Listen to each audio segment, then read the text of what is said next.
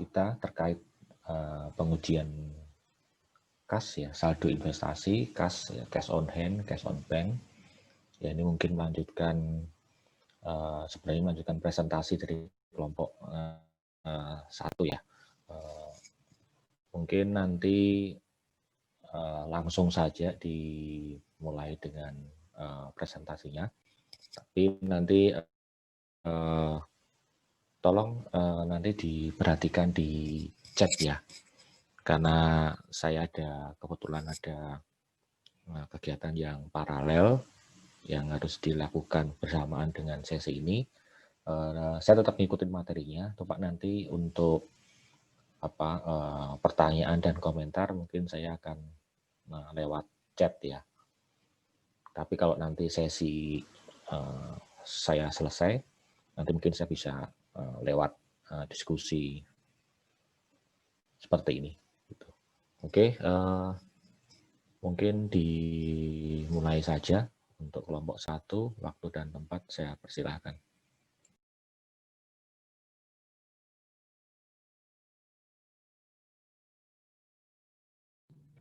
Izin share Pak.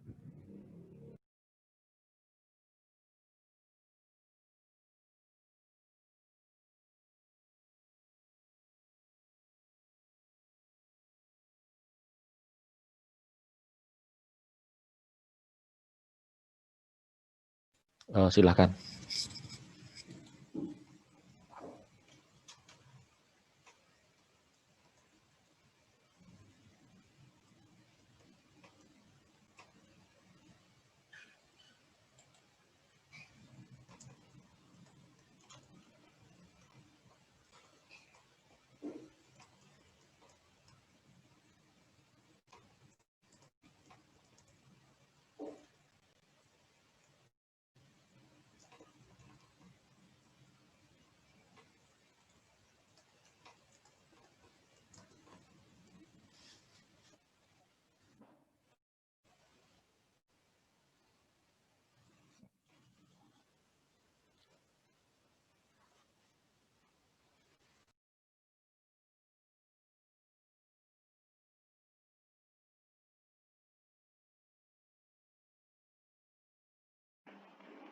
Sebelum itu, mari kita kenalan dulu sama anggota kelompok kami. Jadi anggota kelompok kami ada 5. Yang pertama ada Galis Setio Aji, absen 9. Yang kedua ada Habib Hafizul Haq, absen 10. Yang ketiga ada Muhammad Alfat, absen 14. Kemudian ada Risma, absen 19. Dan saya sendiri, absen 22.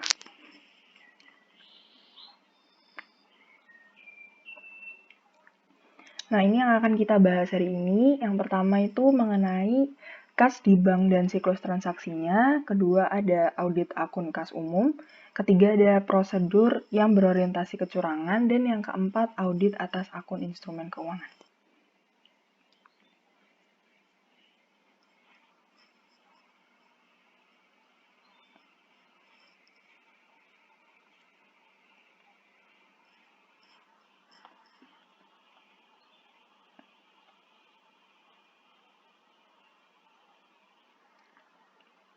Sebentar ya.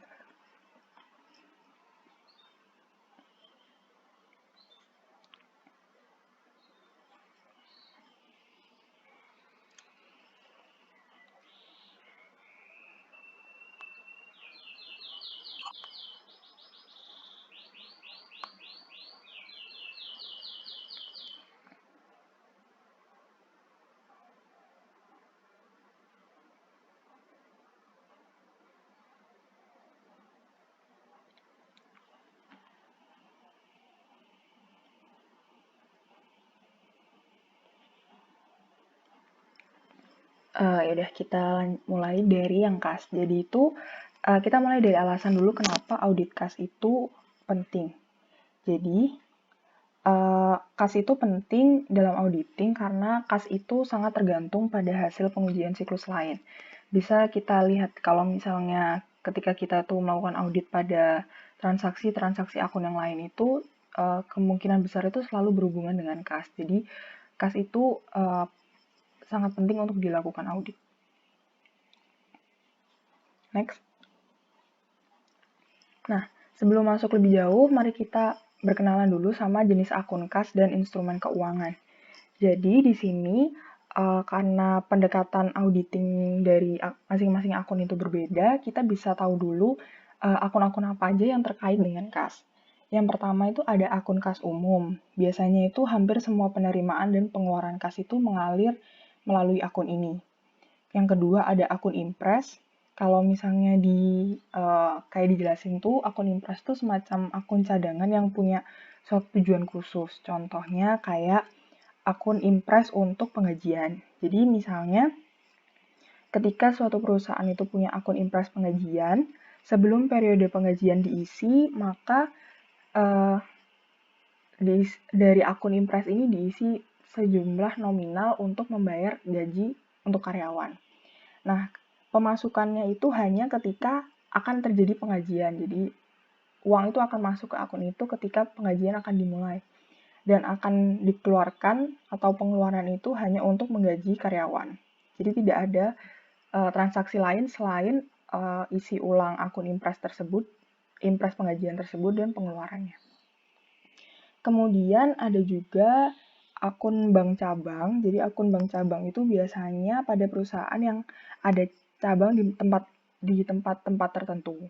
Terus banknya itu biasanya dipisah antara pusat dan juga cabang, gunanya untuk membangun hubungan perbankan lokal dan sentralisasi operasi pada tingkat cabang, seperti akun umum tapi dia itu tempatnya di cabang gitu. Setelah itu ada dana kas kecil Impress. Jadi dia itu akun sederhana yang memisahkan sejumlah kas dalam kotak terkunci untuk beban yang tidak terduga. Jadi biasanya itu kalau misalnya perusahaan ada pengeluaran minor kayak kayak misalnya mau beli kertas atau apa yang sekiranya nominalnya kecil, maka agar lebih cepat dan mudah itu biasanya perusahaan mengambil uangnya dari dana kas kecil Impress ini. Nanti kalau misalnya udah habis, biasanya dalam suatu kurun periode itu bakal diusi ulang kembali. Kemudian ada setara kas atau ekuivalen kas, itu merupakan investasi dari perusahaan atas kelebihan kas yang diperlukan, atas kelebihan kas. Nah, biasanya itu sifatnya dari setara kas ini adalah sangat liquid, jadi jangka pendek juga, jadi sangat bisa untuk dicarikan secepatnya gitu. Contohnya ada deposito berjangka, sertifikat deposito, dan juga dana pasar uang. Terakhir ada instrumen keuangan seperti yang udah kita biasanya pelajarin, itu biasanya terkait dengan investasi dari kita bisa dalam bentuk hedging, bisa dalam bentuk trading, maupun hold to maturity, dan lain-lain gitu. Next. Berikut adalah hubungan kas umum dengan kas lainnya. Jadi kita bisa lihat kalau misalnya kas umum ini berhubungan dengan akun-akun yang lainnya. Jadi kayak semua itu berujung dan bermula dari kas umum. Next.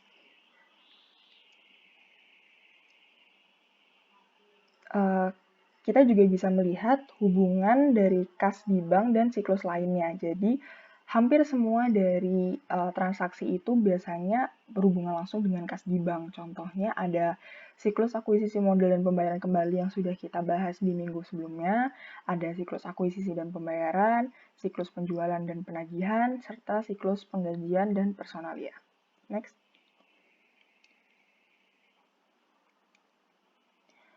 Selanjutnya kita masuk ke audit akun kas umum. Jadi kalau misalnya kita bisa lihat ada 6 step, tapi biasanya kita bisa menjadi 1, 2, dan 3. Untuk step pertama ini ada mengidentifikasi risiko bisnis klien yang mempengaruhi kas. Kedua ada step menetapkan materialitas kinerja dan menilai risiko inherent. Ada juga menilai risiko pengendalian, dilanjutkan dengan merancang dan melaksanakan pengujian pengendalian dan substantif atas transaksi, terus kemudian dilanjutkan dengan merancang dan melaksanakan prosedur analitis, dan terakhir merancang pengujian atas rincian saldo kas. Next. Nah, kita bisa melihat di sini ada tujuan audit atas rincian saldo kas. Jadi, auditing dari saldo kas ini berfokus kepada 5 tujuan audit ini.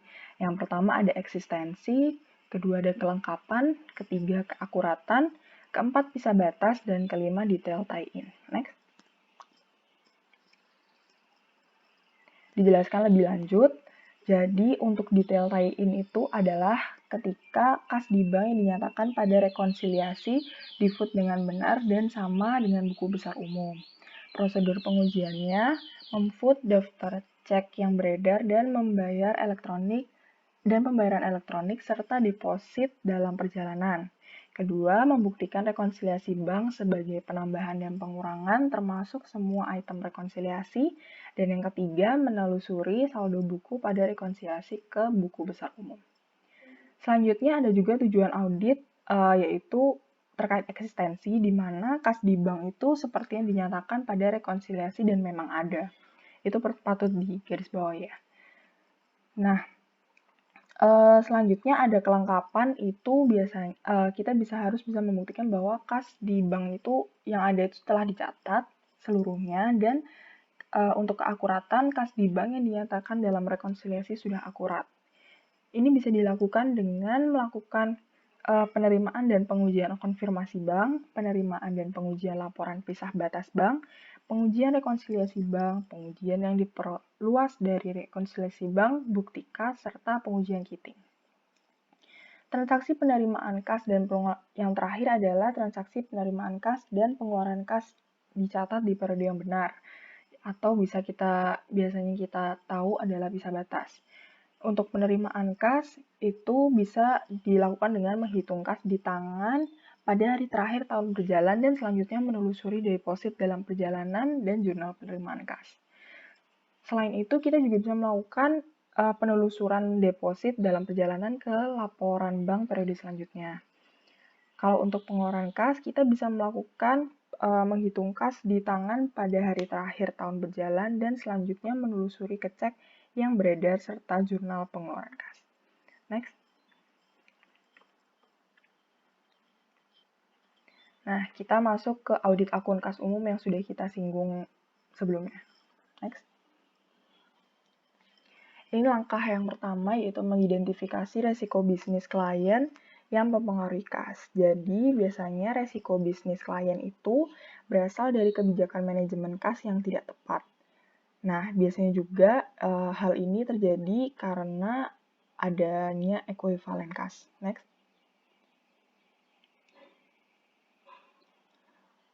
Selanjutnya ada menetapkan materialitas kinerja dan menilai risiko inherent. Jadi kita sudah tahu semua kalau risiko inherent itu adalah risiko yang melekat pada perusahaannya. Jadi saldo kas itu bersifat tidak material sebenarnya pada audit, tetapi karena transaksi terkait kas itu selalu material dan kas itu selalu berhubungan dengan transaksi lain, sehingga ada kemungkinan potensi salah saji dalam saldo kasnya itu. Selain itu, saldo kas itu juga mudah digelapkan, sehingga menyebabkan risiko inherentnya sangat tinggi. Nah, kemudian untuk pengendalian internal, menilai risiko pengendalian internal, kita perlu melihat pengendalian internal terhadap saldo kas akhir tahun itu biasanya gimana aja. Jadi di sini ada dua, yaitu pengendalian terhadap siklus transaksi yang mempengaruhi pencatatan penerimaan dan pengeluaran kas, dan yang kedua ada rekonsiliasi bank independen. Yang untuk yang pertama itu, auditor itu harus memahami resiko yang berasal dari kebijakan dan strategi investasi klien. Oleh karena itu, pengendalian utama termasuk pemisahan tugas yang memadai antara fungsi penandatanganan cek dan fungsi utang usaha itu harus dilakukan dengan baik. Jika pengendalian yang mempengaruhi transaksi yang berhubungan dengan kas itu telah beroperasi secara efektif, maka risiko pengendalian itu akan menurun sebagaimana pengujian audit untuk rekonsiliasi bank akhir tahun. Selain itu, untuk yang rekonsiliasi bank, rekonsiliasi itu akan memastikan bahwa catatan akuntansi merefleksikan saldo kas yang sama seperti jumlah aktual kas yang ada di bank, setelah memperhatikan item-item rekonsiliasi. Contohnya kayak deposit in transit, terus habis itu juga ya intinya macam-macam hal yang kira-kira bisa mempengaruhi rekonsiliasi. Lebih penting lagi, rekonsiliasi independen itu memberikan kesempatan bagi verifikasi internal atas transaksi penerimaan dan pengeluaran kas. Next. Kemudian ada merancang dan melaksanakan pengujian pengendalian dan substantif atas transaksi. Kita itu bisa udah pernah dibahas sebelumnya mengenai kas, jadi kita bisa lihat di bab 14 mengenai penerimaan kas dan yang di bab 18 mengenai pengeluaran kas. Next. Selanjutnya ada merancang dan melaksanakan prosedur analitis. Jadi karena rekonsiliasi bank akhir tahun itu diaudit secara ekstensif, prosedur analitis untuk menguji kewajaran saldo kas itu menjadi kurang penting. Karena kita berfokus di rekonsiliasi banknya itu. Auditor itu akhirnya berfokus dalam membandingkan saldo akhir kas dengan saldo bulan sebelumnya. Jadi kayak nggak perlu susah-susah untuk menelaah lebih jauh lagi karena sudah ada rekonsiliasi bank, jadi auditor bisa langsung berfokus dalam membandingkan saldo akhir kas dengan saldo bulan sebelumnya. Next. Terakhir ada merancang pengujian atas rincian saldo kas. Jadi langkah awal dalam memverifikasi saldo akun bank umum itu biasanya auditor itu harus mendapatkan rekonsiliasi secara langsung dari klien. Auditor menentukan apakah klien telah membuat penyesuaian jika angka-angka yang dinyatakan itu material. Next. Ini prosedur penting terkait kas. Jadi tadi sudah sempat kita singgung di bagian tujuan audit. Ada 3, yaitu penerimaan konfirmasi bank, ada juga penerimaan laporan pisah batas, dan juga pengujian rekonsiliasi bank. Jadi untuk penerimaan konfirmasi bank itu, jadi auditor itu biasanya meminta penerimaan ini secara langsung dari setiap bank. Pentingnya konfirmasi bank dalam audit itu melampaui verifikasi saldo kas aktual. Jadi konfirmasi dari bank ini sangat penting untuk didapatkan auditor agar auditor itu bisa memverifikasi saldo kas dengan benar. Selanjutnya ada penerimaan laporan pisah batas. Tujuannya adalah memverifikasi item rekonsiliasi pada rekonsiliasi bank akhir tahun klien dengan bukti yang tidak dapat diakses oleh klien. Jadi biasanya bukti-bukti ini tuh cuma antar bank dan auditor saja kalau dari yang saya pahami gitu. Terus yang terakhir ada pengujian rekonsiliasi bank. Jadi auditor itu menguji rekonsiliasi bank dengan cermat untuk memverifikasi kelayakan item yang direkonsiliasi. Next. Berikut adalah jenis pengujian audit yang digunakan untuk kas umum di bank. Jadi kalau misalnya saldo awal itu biasanya kita mengaudit dengan TOC, STOT, dan AP. Pengeluaran kasnya juga serta saldo akhirnya itu pakai TOC yang B, AP, dan TDB. Ini untuk pengujian pengendalian dalam siklus transaksi, pengujian substantif atas transaksi, dan prosedur analitis dilakukan untuk 4 siklus transaksi yang dimaksudkan dalam gambar 23.2. 23.2 itu yang tadi mengenai hubungan antara kas di bank dan siklus transaksi gitu. Jadi kas antara yang tadi gambar di depan mengenai kas dan juga siklus transaksi yang lain. Di situ kita bisa membuat suatu rumusan dari pengujian tadi. Jadi pengujian pengendalian dalam siklus TOC kalau misalnya ditambah dengan pengujian pengendalian terhadap proses rekonsiliasi bank, ditambah dengan pengujian substantif atas transaksi, kemudian ditambah lagi prosedur analitis atau AP, ditambah lagi pengujian atas rincian saldo, maka hasilnya adalah bukti yang bagus dan mencukupi. Next. Selanjutnya, prosedur yang berorientasi kecurangan akan dibahas oleh teman saya. Terima kasih. Selanjutnya kita akan membahas prosedur yang berorientasi kecurangan. Seperti yang sudah disinggung tadi, bahwa terkait kas ini sangat mungkin terjadi, sangat gampang sekali terjadi kecurangan. Maka perlu dilakukannya audit terkait dengan kas ini. Selanjutnya utama dalam audit saldo kas umum adalah kemungkinan terjadinya kecurangan. Auditor harus memperluas prosedur audit kas akhir tahun untuk menentukan kemungkinan adanya kecurangan yang material apabila pengendalian internal tidak memadai, terutama pemisahan tugas yang tidak tepat antara penanganan kas dan catatan transaksi kas dalam catatan akuntansi, atau tidak adanya rekonsiliasi bank bulanan yang ditetapkan secara independen. Maka apa yang harus dilakukan? Yaitu pertama memperluas pengujian rekonsiliasi bank. Jika auditor yakin bahwa rekonsiliasi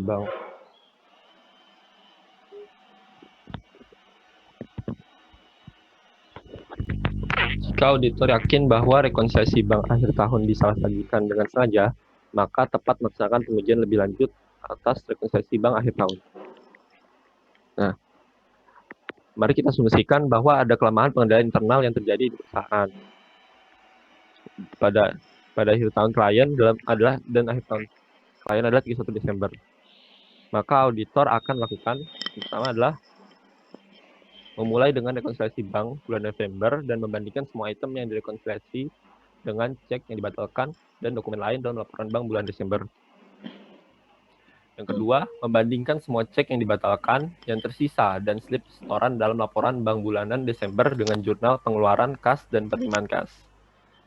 Lalu yang ketiga, menelusuri semua item yang belum di-clearing dalam rekonsiliasi bank bulan November serta jurnal pengeluaran dan penerimaan kas bulan Desember ke rekonsiliasi bank tanggal 31 Desember untuk memastikan bahwa item-item tersebut telah dimasukkan. Yang keempat, memverifikasi bahwa semua item rekonsiliasi dalam rekonsiliasi bank tanggal 31 Desember menyajikan item dari rekonsiliasi bank bulan November dan jurnal bulan Desember yang belum di-clearing oleh bank. Lalu tahapan selanjutnya adalah bukti kas. Auditor terkadang menyiapkan bukti kas ketika klien memiliki kelemahan pengendalian internal yang material terhadap kas. Nah, bukti kas digunakan untuk menentukan apakah hal-hal berikut dilakukan, yaitu apakah perusahaan semua penerimaan kas yang tercatat telah disetorkan. Lalu, apakah semua setoran di bank dicatat dalam catatan akuntansi? Lalu, apakah semua pengeluaran kas yang tercatat telah dibayarkan oleh bank? Terakhir adalah, apakah semua jumlah yang telah dibayar oleh bank dicatat? Bukti kas itu sendiri meliputi 4 tugas rekonsiliasi berikut. Tugas rekonsiliasi yang pertama adalah merekonsiliasi saldo laporan bank dengan saldo buku besar pada awal periode bukti kas. Tugas yang kedua adalah merekonsiliasi penerimaan kas yang disetorkan per bank dengan penerimaan yang dicatat dalam jurnal penerimaan kas selama periode tertentu. Lalu tujuan yang ketiga, merekonsiliasi pembayaran elektronik dan clearing cek yang dibatalkan oleh bank dengan yang dicatat di jurnal pengeluaran kas selama periode tertentu. Lalu yang keempat, merekonsiliasi saldo laporan bank dengan saldo buku besar umum pada akhir periode bukti kas. Nah, ini adalah contoh dari bukti kas atau proof of cash. Sering disebut juga bukti kas dengan 4 kolom.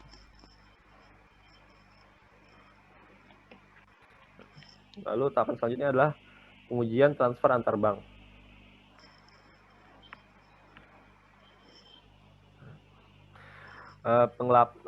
Pengelapan uang menggunakan kitting.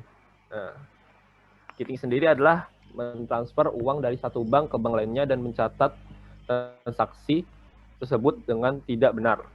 Kalau misalnya saya contohkan bahwa misalkan di perusahaan mempunyai 2 akun bank. Di akun bank yang pertama, perusahaan memiliki dana $1.000. Lalu di akun bank yang kedua, perusahaan dananya 0. Nah, lalu perusahaan menerbitkan cek dengan cek ke bank kedua dengan ditagih ke bank pertama sebesar $8.000. Nah, sedangkan di bank pertama itu belum nggak ada uang segitu gitu loh. Jadi tapi dikarenakan cek tidak langsung cair, maka hal itu tidak langsung ketahuan. Nah, sebenarnya buat apa sih kitting ini? Biasanya perusahaan ada dua kemungkinan. Yang pertama adalah perusahaan mungkin membutuhkan dana cepat dan berharap bahwa sebelum cek itu ditagihkan ke bank yang satunya, perusahaan mampu menghasilkan uang untuk mengganti cek yang terbitkan tadi. Atau yang kedua, yaitu agar seolah-olah saat diperiksa audit, perusahaan memiliki saldo kas yang cukup atau tidak kurang. Gitu. Nah, untuk menguji kitting ini sendiri, serta kesalahan tidak sengaja dalam mencatat transfer antar bank, auditor dapat mendata semua transfer antar bank yang dilakukan beberapa hari sebelum dan setelah tanggal neraca, dan menelusuri masing-masing kecatatan akuntansi agar pencatatannya benar. Menguji adanya kitting, terdapat beberapa hal yang sebaiknya diaudit dalam schedule transfer antar bank. Pertama itu, ada ketepatan informasi di schedule transfer antar bank harus diverifikasi. Lalu, transfer antar bank harus dicatat baik dalam laporan bank yang menerima maupun bank yang mengeluarkan. Lalu, ketiga, tanggal pencatatan pengeluaran dan penerimaan dari setiap transfer harus berada dalam satu tahun fiskal yang sama. Lalu, pengeluaran dalam schedule transfer antar bank harus dimasukkan dalam atau dikeluarkan dari rekonsiliasi bank akhir tahun dengan benar sebagai cek yang beredar. Lalu, penerimaan dalam schedule transfer antar bank harus dimasukkan dalam atau dikeluarkan dari rekonsiliasi bank akhir tahun dengan benar sebagai setoran dalam perjalanan. Walaupun pengujian audit untuk transfer antar bank biasanya berorientasi pada kecurangan, pengujian tersebut seringkali dilakukan pada audit di mana terdapat sejumlah transfer bank tanpa memperhatikan pengendalian internal. Selain kemungkinan adanya kitting, penanganan transfer yang salah dapat juga menghasilkan misklasifikasi antara kas dan utang usaha.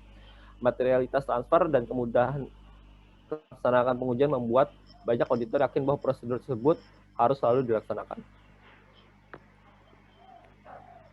Lalu kita masuk ke poin terakhir di bab ini, yaitu audit atas akun instrumen keuangan.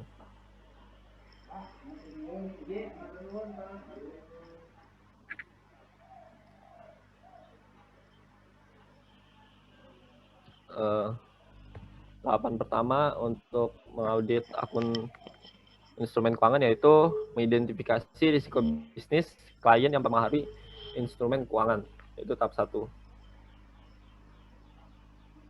Risiko yang lebih tinggi akan ditanggung oleh perusahaan yang berinvestasi dalam sekuritas yang kurang liquid atau instrumen keuangan derivatif, dan jika proporsi investasi lebih besar dari total aset. Langkah selanjutnya itu menetapkan materialitas kinerja dan menilai risiko inherent tahap 1. Ini masuk ke 1. Faktor-faktor yang mempengaruhi risiko inherent atas instrumen keuangan meliputi tujuan manajemen terkait dengan aktivitas investasi, misalnya hedging untuk meminimalkan risiko, kompleksitas sekuritas atau derivatif, pengalaman sebelumnya perusahaan dengan investasi tertentu, dan apakah faktor-faktor eksternal seperti risiko kredit atau risiko suku bunga mempengaruhi asersi yang relevan. Lalu, mayoritas instrumen keuangan dinilai dengan menggunakan estimasi nilai wajar. Nah, estimasi nilai wajar memerlukan pertimbangan manajemen yang signifikan, dan auditor juga perlu mempertimbangkan insentif manajemen untuk mengklasifikasikan investasi sebagai nilai wajar tingkat 2 atau tingkat 3. Lalu langkah selanjutnya, menilai risiko pengendalian. Auditor harus memahami efektivitas perancangan dan pengoperasian pengendalian internal menyangkut inisiasi, otorisasi, pemrosesan, pengukuran nilai wajar, dan pengungkapan aktivitas investasi. Nah, sebelum itu, manajemen harus memiliki, yaitu yang pertama, strategi investasi dan kesadaran atas tingkat eksposur berbagai risiko. Yang kedua, prosedur untuk mengklasifikasikan instrumen keuangan dengan benar sebagai perdagangan tersedia untuk dijual atau dimiliki hingga jatuh tempo berdasarkan niat. Lalu yang ketiga, prosedur untuk memulai dan mencatat transaksi. Lalu yang keempat, pengendalian internal yang ketat atas penentuan estimasi nilai wajar. Nah, ini masuk tahap yang kedua, yaitu merancang dan melaksanakan pengujian pengendalian dan pengujian substantif atas transaksi. Pengujian transaksi yang akan dilakukan terkait dengan instrumen keuangan meliputi pengujian pembelian dan penjualan sekuritas serta derivatif atau penyelesaian transaksi hedging atau lindung nilai, keuntungan atau kerugian yang terkait, serta bunga dan pendapatan dividen. Lalu, merancang dan melaksanakan prosedur analitis tahap 2. Pada akun kas tadi, prosedur analitis tidaklah terlalu berpengaruh, namun di instrumen keuangan ini prosedur analitis sangat berpengaruh. Auditor harus dapat membandingkan presentasi relatif investasi di masing-masing dari 3 kategori nilai wajar. Tingkat 1, 2, atau 3 dari tahun ke tahun untuk menilai perubahan strategi investasi atau risiko portofolio. Lalu, merancang pengujian atas rincian saldo instrumen keuangan. Ini tahap yang terakhir, tahap ketiga. Titik awal pengujian saldo akhir akun instrumen keuangan adalah mendapatkan schedule aktivitas investasi selama tahun berjalan. Schedule aktivitas investasi akan meliputi saldo awal, pembelian dan penjualan instrumen keuangan, serta keuntungan dan kerugian terkait, saldo akhir yang dicatat pada nilai wajar, pada nilai pasar wajar, atau nilai lain yang konsisten dengan standar akuntansi. Schedule itu juga akan menunjukkan pendapatan dividen dan bunga. Lalu auditor juga harus meminta konfirmasi dari broker dealer untuk mengkonfirmasi holdings akhir tahun serta transaksi yang telah selesai dan belum selesai yang terjadi selama tahun bersangkutan. Konfirmasi ini memberikan asuransi atas eksistensi, kelengkapan, dan keakuratan. Nah, lalu pengujian yang berkaitan dengan nilai realisasi dan akan bervariasi menurut jenis sekuritas dan standar akuntansi terkait. Pedoman auditing disediakan untuk mengaudit estimasi akuntansi dan terutama untuk mengestimasi nilai wajar karena melibatkan banyak pertimbangan auditor. Nah, tujuan dari pelaksanaan auditor itu sendiri, yang pertama terkait dengan ada 5 poin, yaitu ada detail tie-in, ada dibagi 5 ya. Yang pertama ini terkait dengan detail tie-in, yaitu instrumen keuangan seperti terdaftar pada schedule aktivitas investasi telah di-foot dengan benar dan sesuai dengan buku besar umum. Ya, prosedur pengujian itu memfoot schedule aktivitas investasi, membuktikan schedule aktivitas investasi atas penambahan dan pengurangan, lalu menelusuri saldo akhir per kategori ke buku besar umum. Lalu yang kedua itu ada instrumen keuangan seperti terdaftar pada schedule aktivitas investasi memang ada, yaitu terkait dengan eksistensinya, dan juga ada instrumen keuangan yang ada sudah dicatat, yaitu terkait dengan kelengkapannya. Lalu instrumen keuangan seperti terdaftar pada schedule aktivitas investasi sudah akurat, terkait dengan keakuratannya. Inilah yang perlu dilakukan adalah konfirmasi kepada broker dealer, inspeksi fisik sekuritas atau kontrak derivatif, lalu ada menginspeksi perjanjian yang mendasari. Konfirmasi.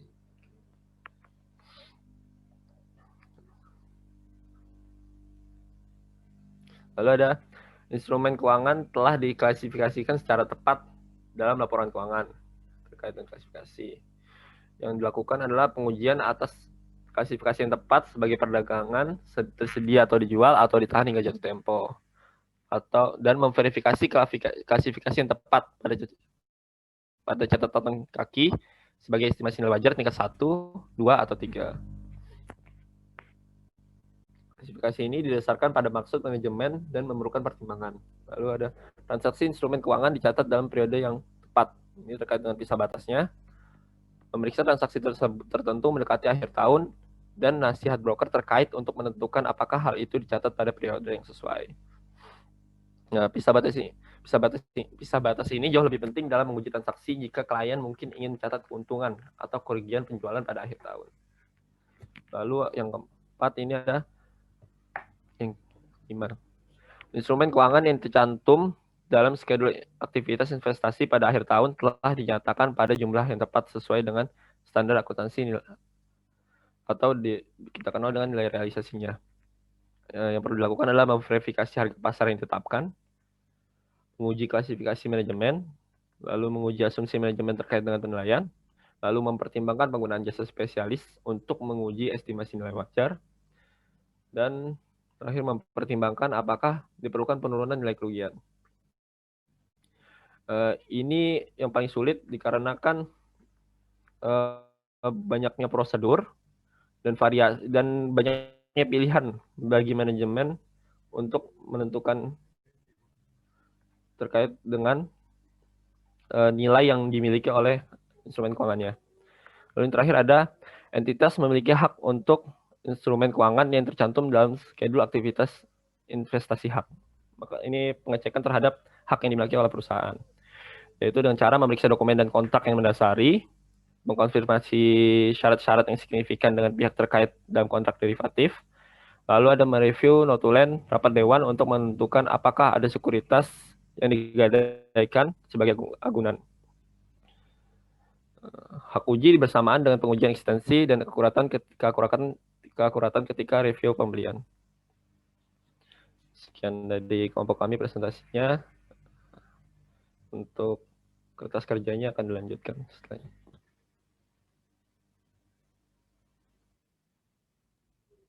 Saya izin untuk menjawab pertanyaan dari Pak Yogi. Jadi pertanyaan untuk kelompok 1, kenapa risiko inherent untuk kas itu tinggi?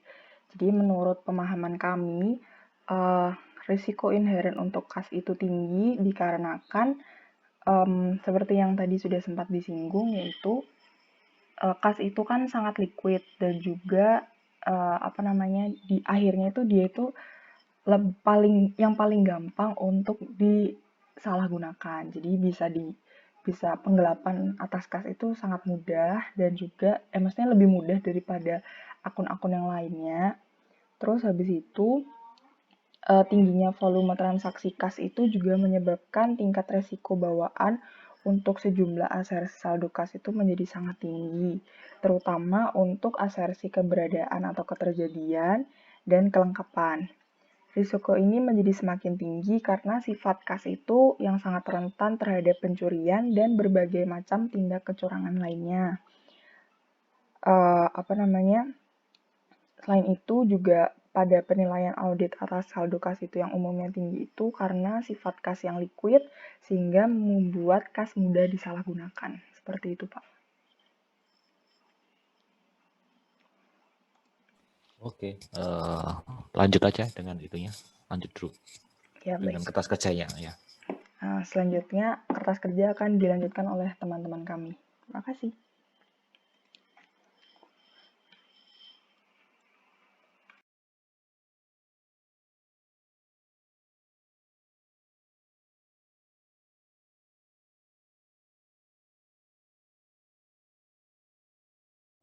Apakah sudah terlihat share screen-nya, Pak?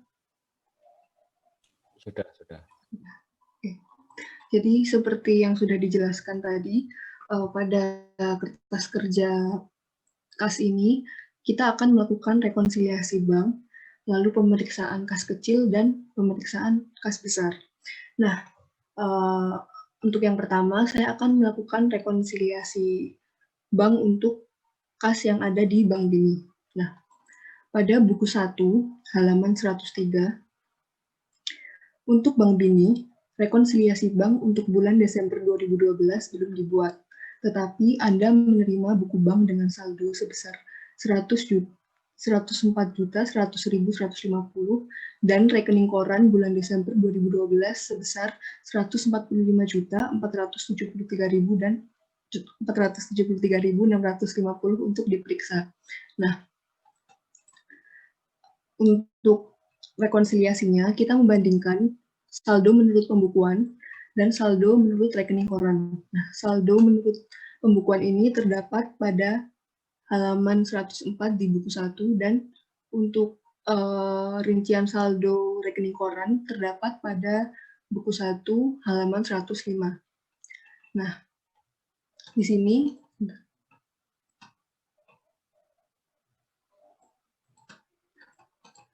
yang pertama kita akan melakukan rekonsiliasi saldo menurut pembukuan dahulu.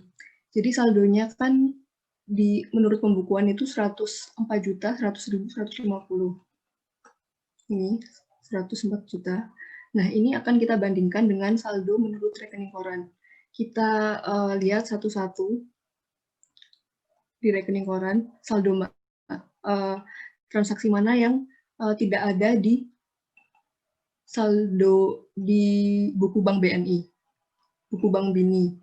Nah, setelah kita lihat, ada setoran clearing sebesar 52.500.000 yang tidak terdapat di buku bank BNI. Kita catat untuk ditambahkan ke saldo menurut pembukuan. Lalu selanjutnya ada saldo sebesar 13.500.000 transfer dari toko Flamingo. Nah, ini transfer dari toko Flamingo 126 juta yang tercantum dalam rekening koran. Namun pada buku bank BNI transfer dari toko Flamingo sebesar 112.500.000. Nah, selisihnya ini sebesar 13.500 harus kita tambahkan ke saldo menurut pembukuan. Lalu selanjutnya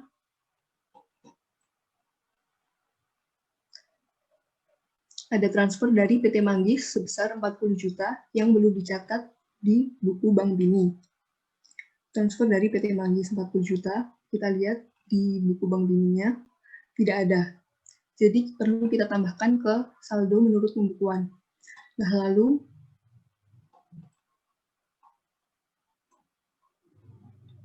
terdapat jasa giro sebesar 423.500 yang belum dimasukkan ke dalam buku bank BNI, lalu kita tambahkan saja, ini belum dimasukkan ya, 423.500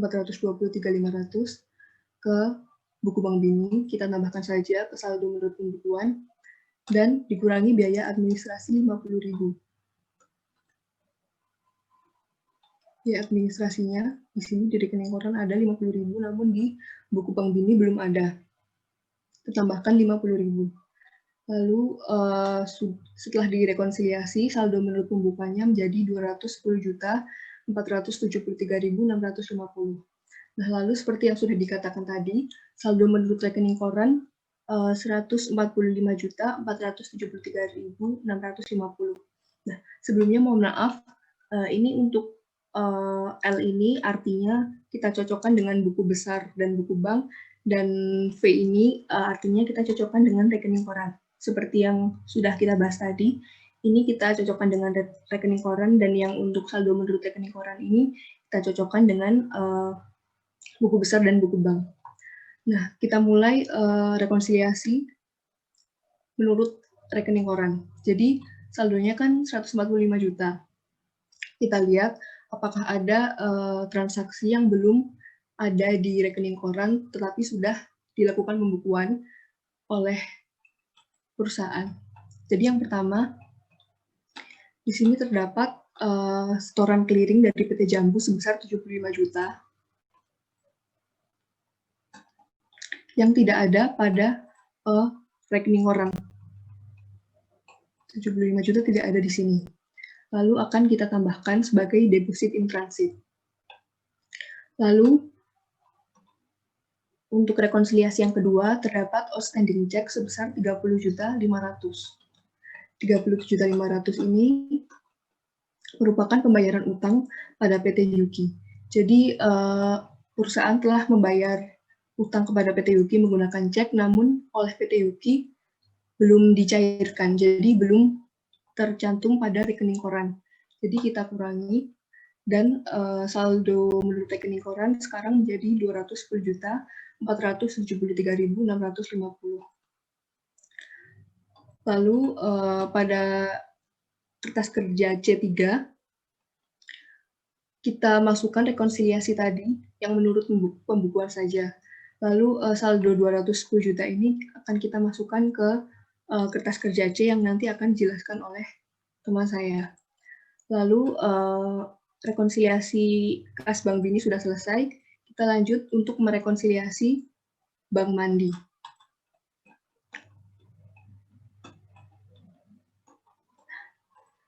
Pada buku 1, masih halaman 103, dijelaskan.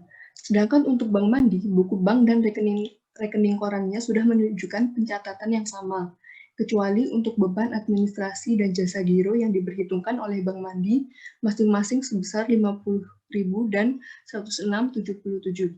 Hal ini disebabkan karena transaksi yang terjadi dalam rekening ini hanya digunakan untuk pembayaran gaji karyawan setiap tanggal 28 setiap bulannya. Nah, jadi sudah dijelaskan ya, tidak ada perbedaan kecuali untuk jasa giro dan biaya administrasinya. Nah, ini saldo menurut rekening korannya bisa kita lihat di buku 2 untuk perihal konfirmasi bank. Ini konfirmasi banknya saldo menurut rekening koran itu 25.119.400. Sedangkan saldo menurut pembukuan ini bisa kita lihat langsung di kertas kerja C atau bisa kita lihat di neraca saldo perusahaan awal, itu halaman 15 kalau tidak salah.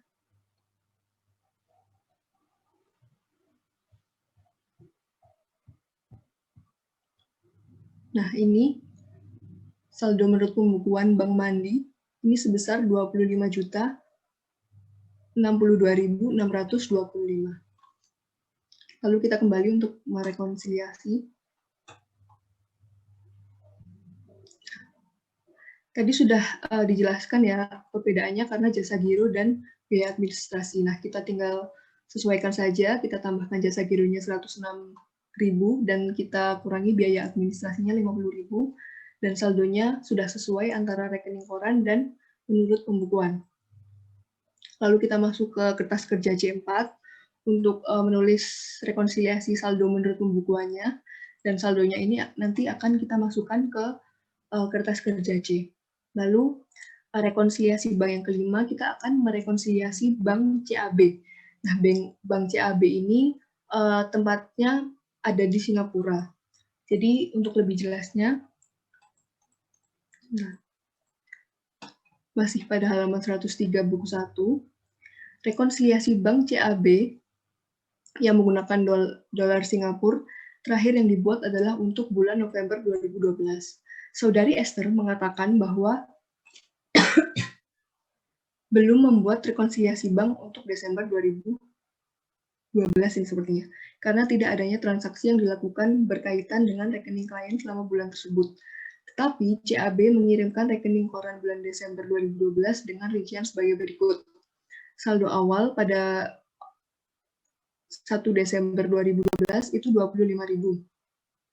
Lalu ada beban administrasi sebesar 25.000 dolar Singapura dan beban administrasi sebesar 10 dolar Singapura, dan pendapatan bunga bulan Desember 2012 sebesar 125 dolar Singapura. Ini menggunakan kurs rupiah sebesar 4.800. Nah, dari rekening koran ini diperoleh saldo akhir sebesar 25.115. Nah, saldo menurut pembukuan menurut rekening koran Bank CAB itu kan 25.000 dolar Singapura, tetapi yang ditulis oleh perusahaan itu 127.500 dapat kita lihat pada neraca saldo perusahaan.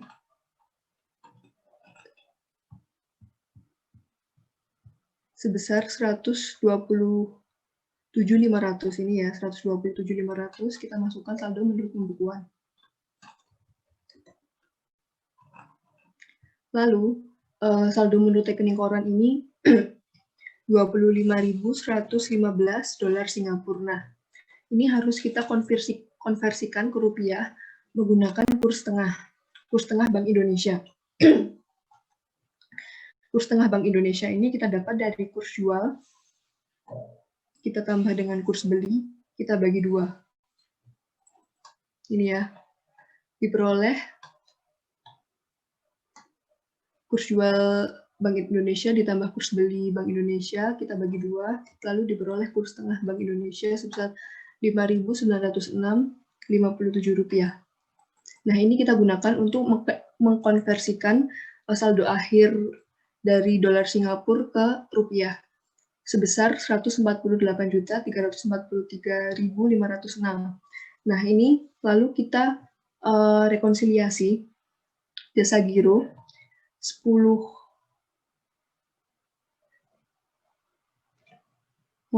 Jasa giro sebesar 125 dolar Singapura kita konversikan ke rupiah dengan kurs rupiah sebesar 4.800 ini.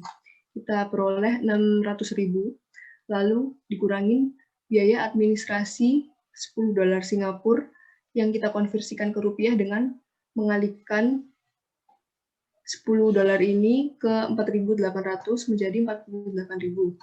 Nah, lalu laba valuta asing ini sederhananya kita bisa peroleh dengan mengurangkan saldo menurut rekening koran, kita kurangi dengan saldo menurut pembukuan, jasa giro, dan biaya administrasi. Nah, jadi laba valuta asing ini merupakan selisih dari kurs yang kita pakai saat awal bulan dan akhir bulan yang kita gunakan. Jadi begini teman-teman, kan pada saldo menurut pembukuan ini, kita nggak tahu kan kita memakai kurs berapa. Nah, jadi untuk mengetahui berapa kurs yang kita gunakan pada awal bulan itu, kita tinggal bagi saja 127.500.000 kita bagi dengan 25.000 yang merupakan saldo awal yang belum dikonversikan jadi rupiah. Jadi masih $25.000 Singapura. Kita bagi 127.500.000 kita bagi dengan $25.000 Singapura. Nah, kita dapat kurs 5.100. Nah, kurs 5.100 ini yang kita gunakan untuk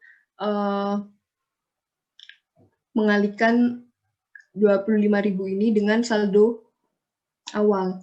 Jadi pada awal bulan kita menggunakan kurs 5.100, sedangkan pada akhir bulan kita menggunakan kurs tengah. Itu yang menyebabkan selisih laba valuta asing di sini. Nah, setelah kita sesuaikan dan sudah kita akumulasikan semua jasa giro, laba valuta asing dan biaya administrasinya, kita peroleh saldo menurut rekening koran 148 juta dan saldo menurut pembukuan 148 juta. Lalu kita tulis saja di sini saldo menurut pembukuan rekonsiliasinya, dan saldo per audit ini akan kita taruh ke kertas kerja C. Lalu selanjutnya yang terakhir kita akan mengaudit deposit berjangka. Jadi berdasarkan keterangan Saudari Esther mengenai deposito berjangka, Anda melakukan pengecekan pada sertifikat deposito yang disimpan pada Bank Deni. Klien memiliki deposito berjangka di Citibank dengan bunga 3% sebesar $25.000 untuk periode 3 bulan dimulai dari 18 Oktober 2012. Informasi yang diperoleh mengenai nilai tukar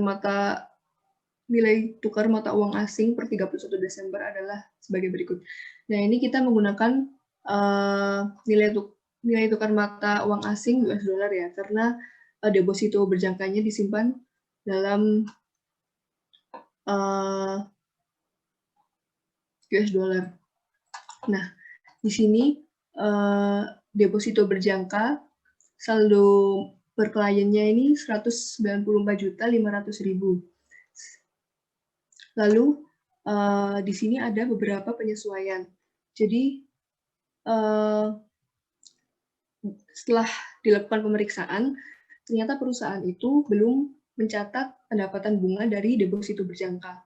Jadi kita coba cari pendapatan bunganya itu berapa dengan cara 25.000 kita kalikan dengan interestnya, lalu kita kalikan dengan kurs tengah. Kurs tengahnya caranya sama dengan tadi, kurs jual ditambah kurs beli kita bagi 2, lalu kita menemukan kurs tengah sebesar 1.830 dan kita kalikan 2/12. Nah, ini kenapa 2/12? Karena kan ini mulainya 18 Oktober 2012. Kami mengasumsikan bahwa pada 1 bulan, setelah melewati 15 hari, itu sudah kita anggap 1 bulan. Jadi untuk pendapatan bunganya yang diperoleh itu hanya dari bulan November dan Desember. Jadi 2/12. Seperti ini. Lalu kita dapat pendapatan bunga sebesar 1.228.750. Lalu selanjutnya ada laba valuta asing sebesar 51.250.000. Sama seperti yang tadi, laba valuta asing ini merupakan laba valuta asing ini merupakan selisih kurs yang kita gunakan saat awal bulan dan akhir bulan. Jadi cara mencarinya itu tinggal 25.000 US dollar kita konversikan dengan kurs tengah. Lalu kita kurangi dengan 194.500.000. Kita temukan laba valuta asingnya Rp51.250.000. Nah, jadi ini menghasilkan saldo per audit sebesar 245.750.000 yang nantinya akan kita pindahkan juga ke saldo C. Lalu selanjutnya kita ke, mohon maaf tadi lupa sebenarnya untuk jurnal koreksinya. Pada jurnal koreksinya,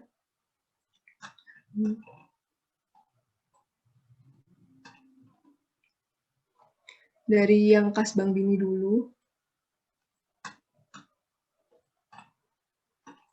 Dari kas Bank Bini, ini kan ada setoran clearing yang belum kita catat sebesar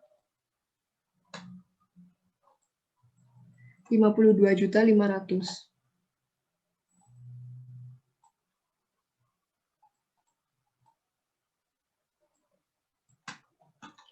Kita lakukan penyesuaian saja. Jadi dari setoran clearing kita catat. Jadi sebelumnya perusahaan kan belum mencatat. Dan usulan koreksinya itu kas Bank Bini pada piutang usaha sebesar 52.500.000. Lalu jurnal koreksinya, ini kas Bank Bini pada piutang usaha ke toko Enggano sebesar 52.500.000. Lalu ada transfer dari toko Flamingo yang belum dicatat 13.500.000.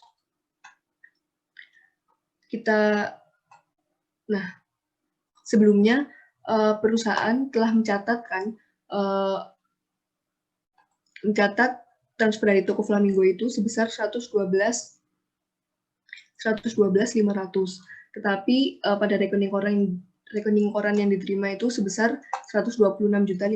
Berarti kita pada jurnal koreksinya ini mencatat selisihnya berapa yang kurang. Kas Bank Bini pada piutang dagang sebesar 13.500.000. Lalu transfer dari PT Manggis yang belum dicatat sebesar 40 juta. Kita koreksi. Ini belum dicatat ya, awalnya belum dicatat. Lalu usulan koreksinya, kas Bank Bini pada piutang dagang sebesar 40 juta. Dan lalu biaya administrasi dan jasa giro kita koreksi juga karena belum dicatat oleh perusahaan. Kas Bank Bini sebesar, ini sebenarnya bisa dipisah, tapi kami memutuskan untuk digabung saja. Kas Bank Bini sebesar 373.500, beban lain-lain 50.000 dan pendapatan bunga 423.500. Lalu untuk jurnal koreksi pada Bank Mandi, di sini ada jasa giro dan biaya administrasi yang belum dicatat. Sama seperti jurnal sebelumnya, kita koreksi kas Bank Mandi 56.775, beban lain-lain 50.000 dan pendapatan bunga 106.775. Lalu rekonsiliasi Bank CAB, ini ya, ada jasa giro, laba valuta asing dan biaya administrasi yang belum dicatat.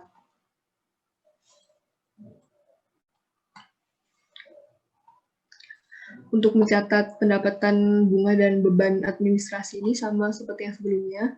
Kas Bank CAB 552.000, beban lain-lain 48.000 dan pendapatan bunga 600.000.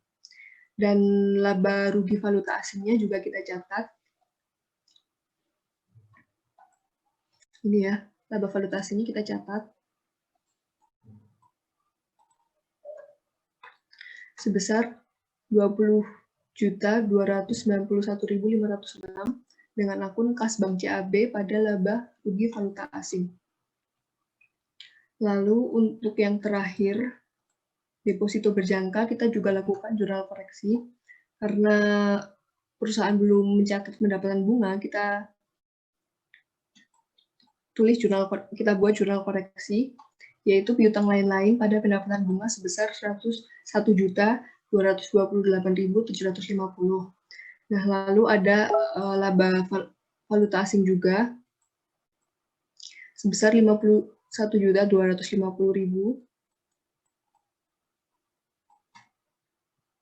Kita catat jurnal koleksinya, yaitu deposit berjangka pada laba valuta asing sebesar 51.250.000.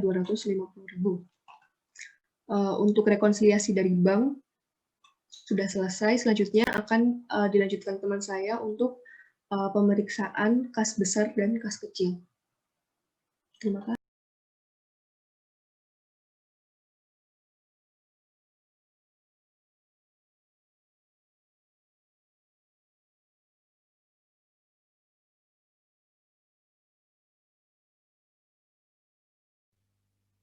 Apakah sudah terlihat?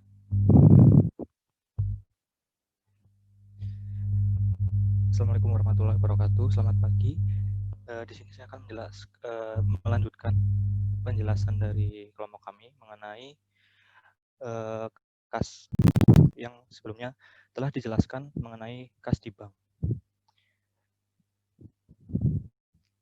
Di sini saya akan menjelaskan mengenai indeks C2 kas kecil, di mana di sini kami telah melakukan pemeriksaan uang kas pada PT Peta tanggal 31 Desember 2012. Ada sisa uang kas menurut buku kas sebesar 1.250.000. Namun setelah dilakukan pemeriksaan ternyata saldo uang atau kas perusahaan, kas kecil perusahaan itu tidak ada. Namun hanya ada lain-lain, yaitu bon-bon yang belum diperhitungkan atau belum direimburse sebesar 67.500, di mana ada di buku 1 ada bukti kas kecil berupa bensin dan keterangannya bensin dan tol sebesar 20.000, ongkos angkut sebesar 10.000, bensin dan tol lagi sebesar 12.500, perangko dan materai sebesar 25.000. Sehingga totalnya 67.500.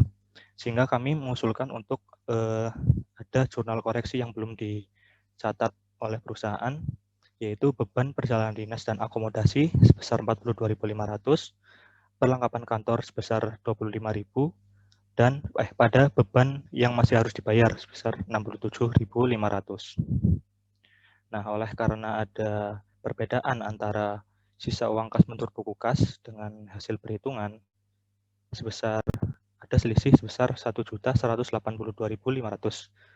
di mana di sini perusahaan menetapkan kebijakan atas selisih yang disebabkan dari hasil cash opname untuk kas kecil dan kas besar sebagai berikut di halaman 103 modul 4 buku 1. Apabila terjadi selisih kurang, maka selisih tersebut akan menjadi tanggung jawab dari saudari Trinita yang akan dipotong dari gaji bulan berikutnya. Dan apabila terjadi selisih lebih, maka diakuis dan dicatat sebagai pendapatan lain-lain. Nah, di sini selisih yang ada itu berupa kekurangan sebesar 1.182.500, dan ini menjadi tanggung jawab dari saudara Trinita sebagai kasir. Dan kami menyarankan untuk membuat jurnal koreksi yang belum dicatat oleh perusahaan, yaitu piutang lain-lain pada kas kecil sebesar 1.182.500. Selanjutnya untuk indeks C1 mengenai kas besar, kami telah melakukan pemeriksaan uang kas pada PT Peta tanggal 31 Desember 2012. Sisa uang kas menurut buku kas itu sebesar 15.508.000, sesuai dengan informasi di halaman 102 buku 1. Ada saldo akhir buku kas besar sebesar 15.508.000. Dan selanjutnya ada ikhtisar hasil perhitungan uang kas yang dilakukan, di mana ada uang tunai berupa uang kertas 50 lembar uang 100 ribuan, 122 lembar uang 50 ribuan, 90 lembar uang 20 ribuan, 200 lembar uang 10 ribuan, 100 lembar uang 5 ribuan, dan 100 lembar uang 1.000-an. Dan totalnya 15.500.000. Selain itu ada uang logam 8 keping senilai 1.000-an dengan total 8.000. Sehingga jika dijumlahkan, jumlah uang dalam kas itu sebesar 15.508.000 dan tidak ada selisih kelebihan maupun kekurangan antara saldo uang kas menurut buku kas dengan hasil perhitungan. Kami juga telah menyusun indeks C di sini. Untuk kas besar, per audit pada tanggal 31 Desember 2011 besar 8 juta, per klien tanggal 31 Desember 2012 besar 15.508.000, tidak ada debit kredit sepanjang tahun, sehingga per audit pada tanggal 31 Desember 2012 sebesar 15.508.000. Untuk kas kecil dan indeks C2, per audit pada tanggal 31 Desember 2011 sebesar 1.250.000 per klien 31 Desember 2012 sebesar 1.250.000. Ternyata ada kredit sebesar 1.180.000 sehingga per audit pada tanggal 31 Desember 2012 sebesar 67.500.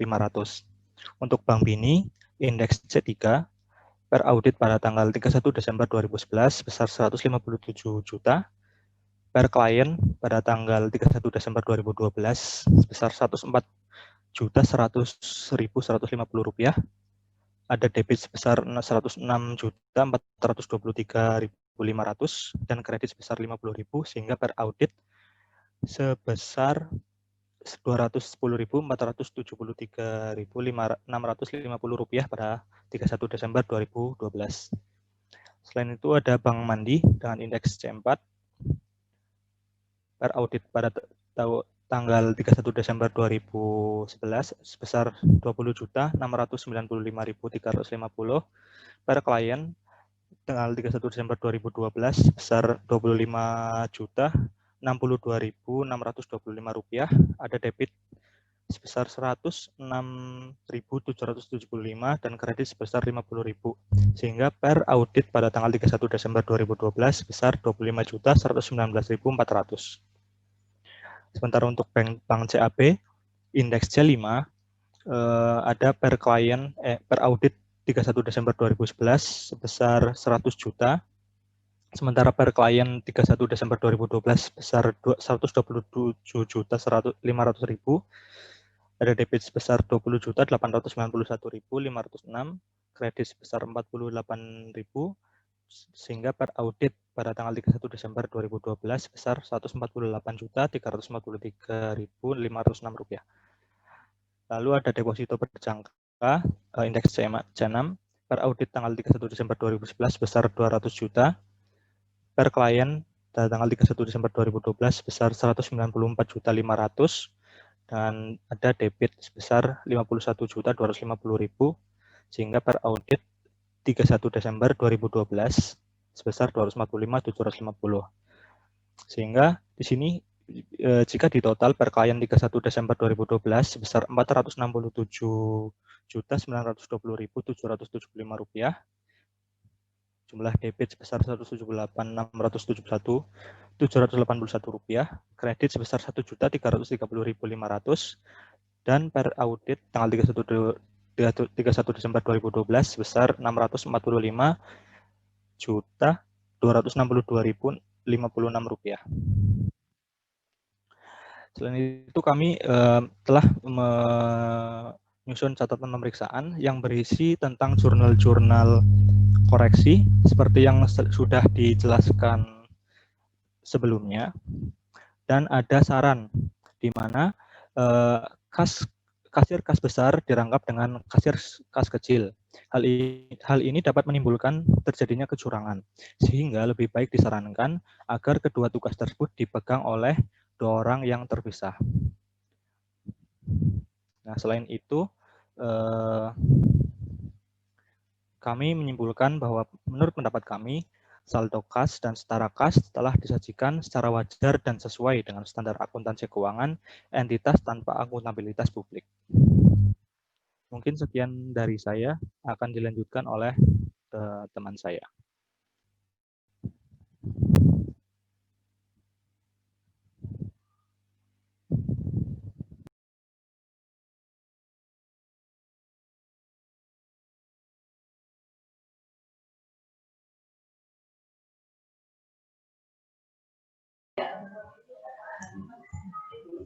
Cek apakah sudah kelihatan screen share saya?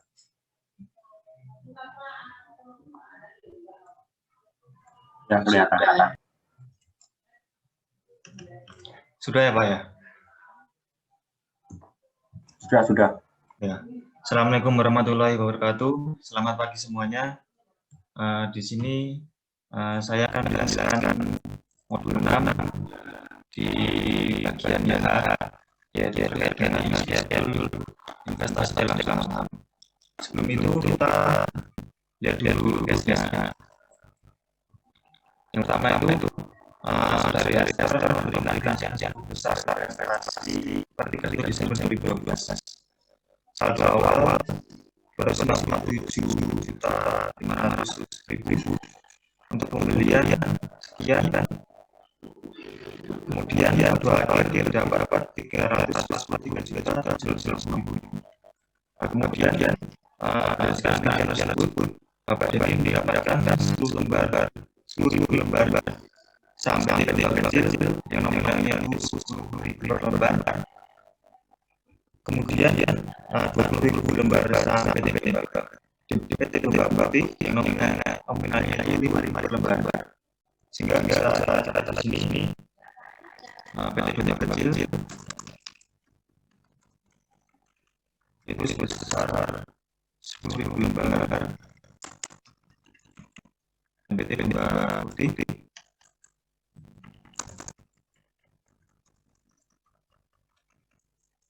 itu sebesar 20.000 lembar. Kemudian ada informasi dari perusahaan investasi yang berkaitan dengan perencanaan pembukaan PT Mbak Kecil pada tahun 2013, yaitu Bapak Prabu ini memutuskan mengambil lembar saham sebesar 847 juta.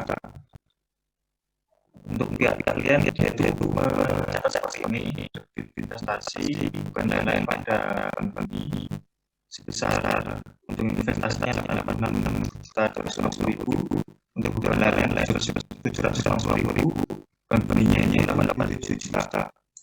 Kemudian hal ini menurut auditor saya yang benar itu bahwasanya beban broker sebesar 1,5 juta ini sudah masuk dalam investasi. Berarti sebenarnya investasi pada PT Mbak Kecil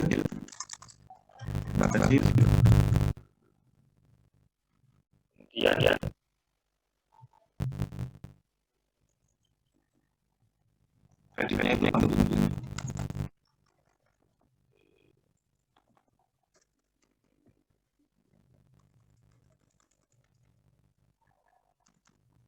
nilainya sebesar 8 juta.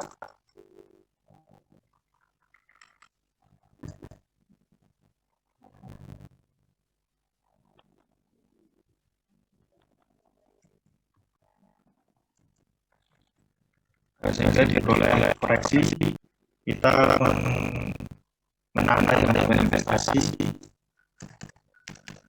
PT Mbak Kecil di kaitannya itu kita menjadi beban lain-lain.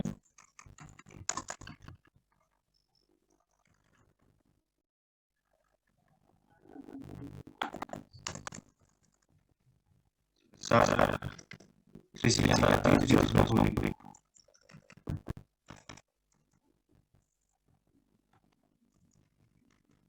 Koreksi ini jadi poin pertama ya, catatan kita hanya setelah melakukan modal investasi kecil. Ini catatan awal yang pertama, investasi kecil pada dan lain-lain sebesar 150.000. Kemudian yang kedua, ketika Mbak Kecil memberikan informasi bahwa laba tersebut akan di tahun 2012 500 juta dan pembagian dividen 5.000 per lembar saham. Laba bersih dari Mbak Kecil diketahui oleh saham atas sepanjang tahun. Dividen diumumkan pada tanggal 31 Desember tanggal 6 Januari tahun berikutnya. Nah, di sini mungkin ada lagi informasi dari Mbak Bakti yang diperoleh perusahaan tahun 2012 itu mengalami kerugian 50 juta dan klaim belum melakukan perencanaan apapun. Jadi ada dua kasus potensi di sini, tetapi klaim kita belum melakukan perencanaan apapun. Jadi saran auditor harus dicatat untuk yang case kedua tadi, karena harga itu karena harganya itu lembar sahamnya hanya 5.000, sedangkan harganya 15.000 untuk kepemilikan dan tidak kecil, maka saran auditor kalian harus mencatat jurnal seperti ini.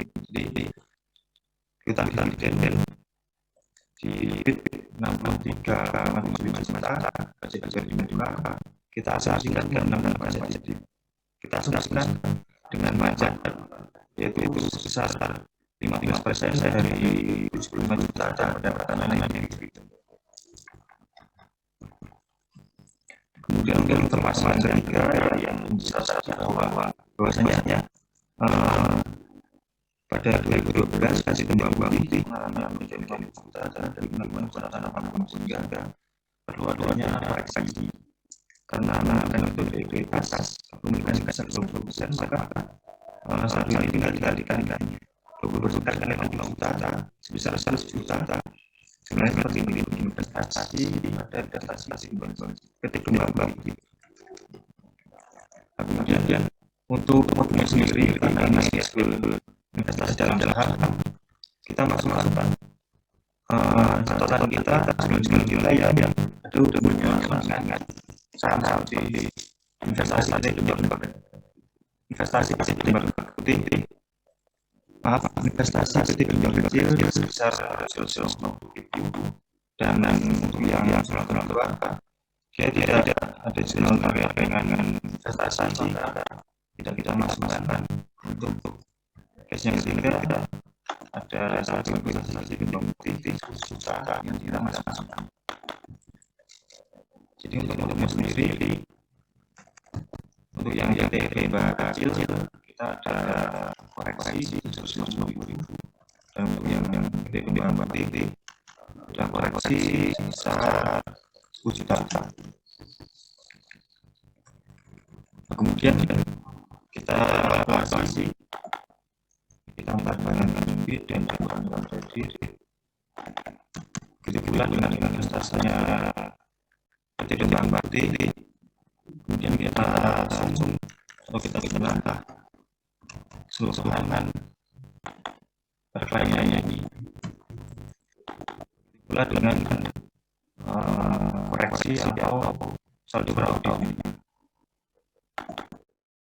Dan setelah itu karena kita bisa harus ada sama dan bahwasanya kita sudah ada memeriksa mengaji satu investasi pada lain seperti ini. Mungkin sekian teman-teman presentasi dari kami ini. Kalau misalnya ada kesalahan, komentar atau saran atau koreksi dari teman-teman, silakan. Terima kasih. Silakan.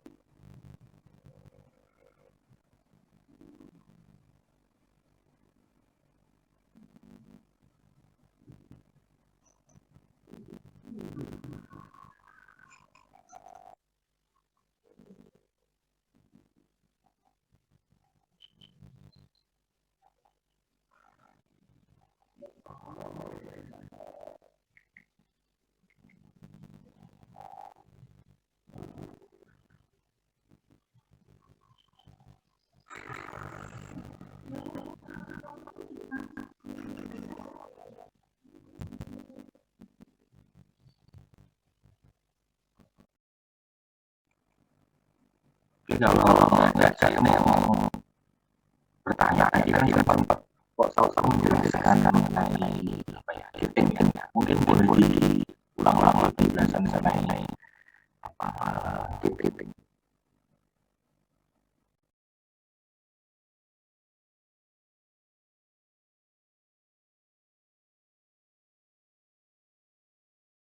Baik Pak. Menjelaskan. Jadi di kiting yang saya baca itu kayak mengalihkan satu tek dari satu bank ke bank lain. Sedangkan kan clearingan cek itu nggak saat itu. Nah, tapi di zaman yang sekarang ini yang serba cepat sudah pakai teknologi, aplikasi chatting sendiri itu sudah lumayan Pak. Kan nggak perlu sulit juga. Kalau contohnya tadi seperti tadi saja. Kalau apa? Ada bank yang satu perusahaan ngambil dari satu ke bank yang lain dengan menggunakan cek, tapi ternyata di bank satu nggak ada gitu. Dengan harapan nanti uang yang di bank satu mati di bank yang lain ini bisa diisi dulu gitu. Dan ada poinnya. Oke, tapi kalau misalnya adalah sekarang mungkin tapi kita mungkin berasumsi ya dalam konteks penjelasan apa namanya teori yang disampaikan bagaimana kita melakukan perencanaan kira-kira apa sih yang bisa dilakukan audit ya auditor ya untuk deteksi tipping ini seperti apa sebenarnya? Saya Pak, jadi kayak kita bandingkan antara di Busman sama research-nya. Jadi ada kalau di ada tanggal yang kita catat di situ mana Pak? Nunjukin bisa sama ada berapa. Pokoknya kita ngecek dari tanggal yang ada di bank sama tanggal kita nyata itu bisa berapa gitu. Ya, saya nggak dari susahnya saja. Kalau audit apa namanya? Apa yang kita lihat kita lihat apanya ini? Kita mau lihat apa? Saya apa? Kita lihat di bagian apa dokumen itu supaya bisa mendeteksi itu aja saja. Kalau dokumennya itu ada.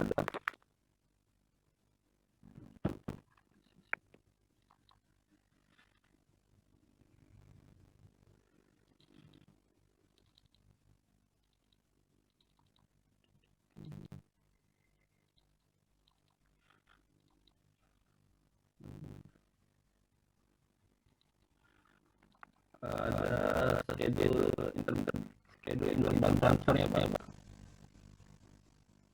Kode ini.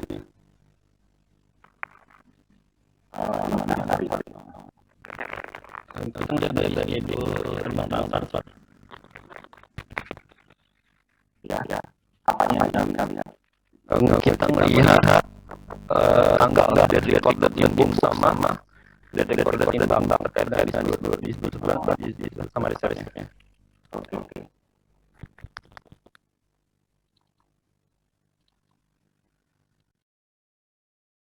Kalau dari kira-kira apa sih yang bisa yang buka peluang ya yang buka peluang kalau menurut kalian?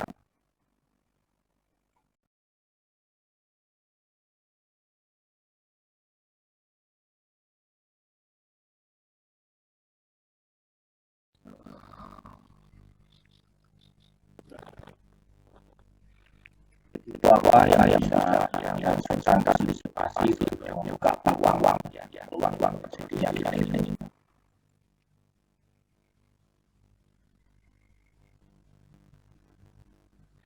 Mengendali internal terkait penerbitan ceknya itu juga agak lemah, jadinya bisa terjadi penerbitan cek yang mungkin kan palsu gitu. Bukan palsu ya, sedangkan ada saldo dari itu. Ya, kalau kita penerbitan kan banyak kalau itu yang kemungkinan itu ya lebih spesifik lagi kira-kira apanya nih.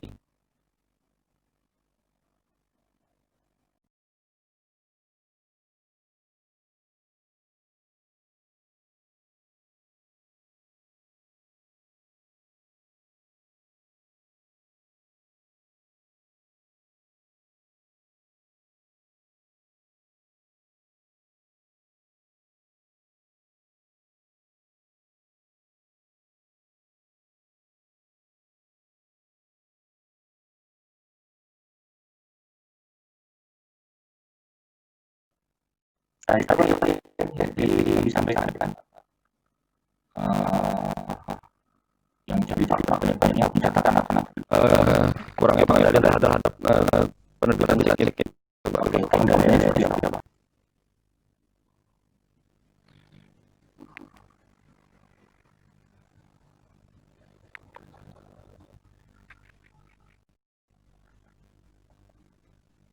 Ya, lebih spesifik ya kalau pengendalian itu biasanya kan kalau kita lihat kita pengendalian yang itu pasti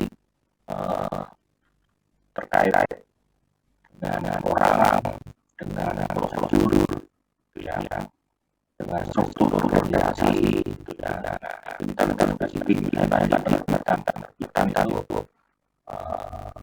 seperti apa nih?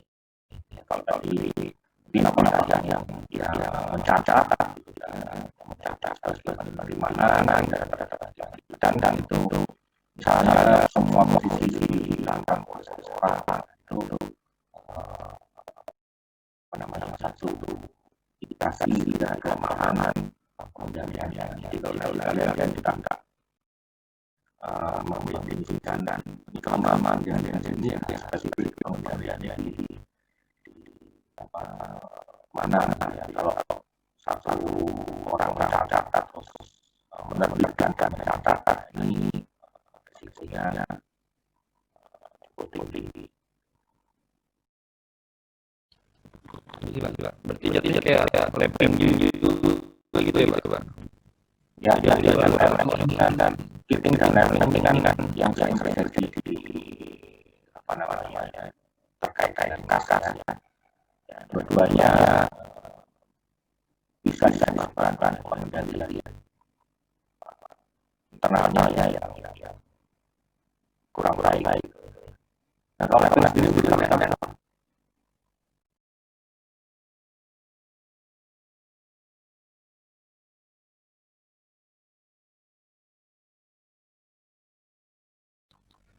Kesalahan terhadap catatan piutang Pak dikarenakan orangnya sama yang menerima sama yang menerima uang piutang itu sama yang mencatat. Oke.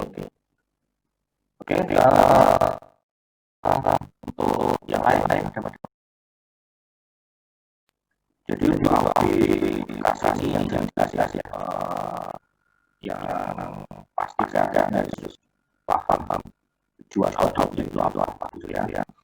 Tujuan output kita itu apa dan kalian perhatikan bahwa kas ini sangat kait ya dengan yang siklus lain yang belum dipelajari ya.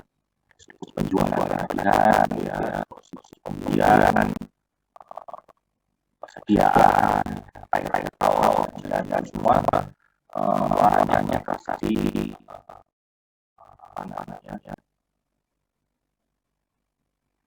yang terkait kemudian yang kedua rekening apa yang berkaitan dengan kas dan khusus mahal ini yang mana saja terkait itu ya, tujuan audit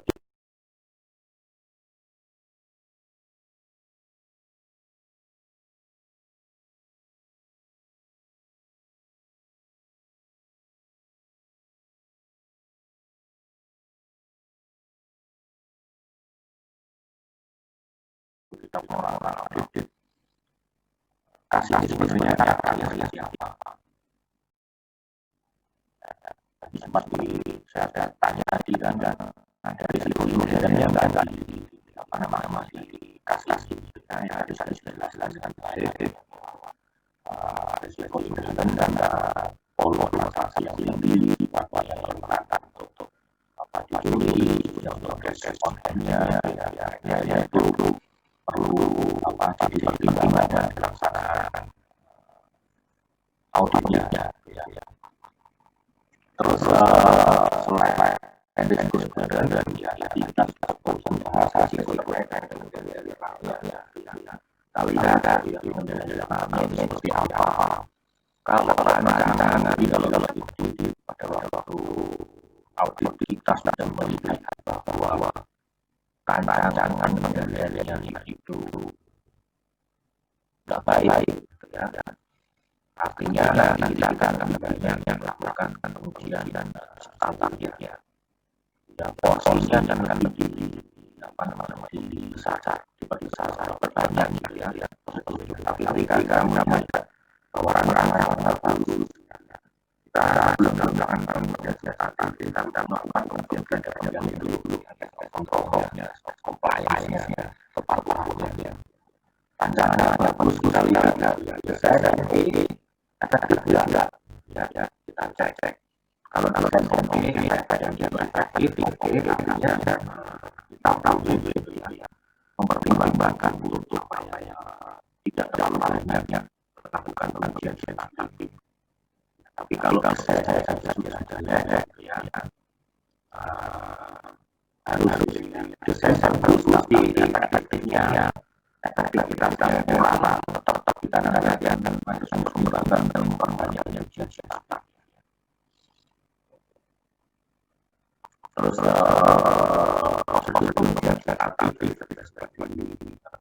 sekarang ya nanti bakal ada ini yang pengujian standar itu seperti apa. Skala formal juga bisa sebenarnya mau memberikan apa sih pernyataan dengan bahasa yang mana kenapa saya lihat oke ada yang mau ditanyakan kalau data apa ya kita tapi kuisnya saya lakukan yang saya coba tahu saya sampai sejauh mana yang mengikuti materi yang disampaikan oleh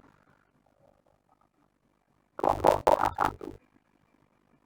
Ada pertanyaan belum kita melakukan terus silakan.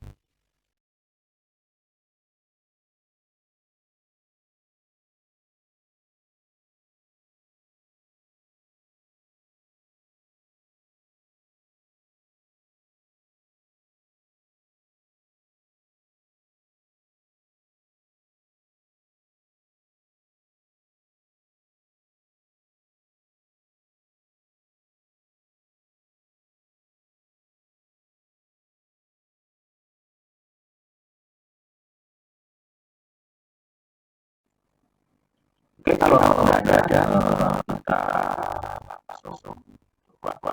masuk ke tulisannya isinya pertanyaan-pertanyaan yang disampaikan saja materi yang disampaikan kelompok satu ya sebentar saya buka dan akan saya tutup nanti setengah 11:30 ya kalau ada pertanyaan kita lanjut ke kuisnya saja ya akhir sesi susunya ya sesi tanya dan kita masuk ke solusi untuk apa pelaksanaan kuisnya itu